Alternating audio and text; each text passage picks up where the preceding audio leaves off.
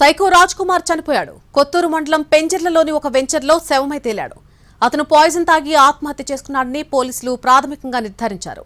చనిపోవడానికి ముందు అతను తీసుకున్న సెల్ఫీ వీడియోతో మరిన్ని కీలక విషయాలు వెలుగులోకొచ్చాయి. సెల్ఫీ వీడియోతో పాటు బాండ్ పేపర్పై సూసైడ్ లెటర్ రాశాడు రాజ్ కుమార్. సూసైడ్ నోట్లో నలుగురి పేర్లు ప్రస్తావించాడు.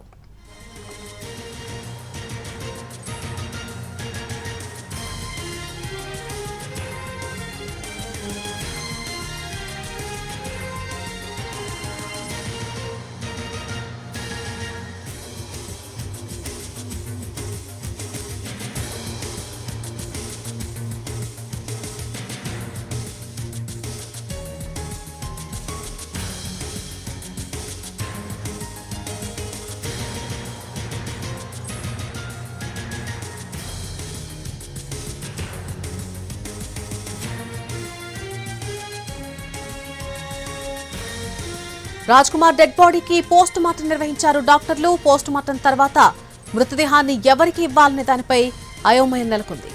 మృతదేహాన్ని తీసుకెళ్లేందుకు రాజ్ కుమార్ కుటుంబ సభ్యులు అంగీకరించడం లేదు. గ్రామంలోకి రాజ్ కుమార్ డెడ్ బాడీని రానివ్వబోమంటూ గ్రామస్తులు కూడా చెబుతున్నారు. అయితే వాళ్లకు నచ్చజెప్పేందుకు ప్రయత్నిస్తున్నారు పోలీసులు.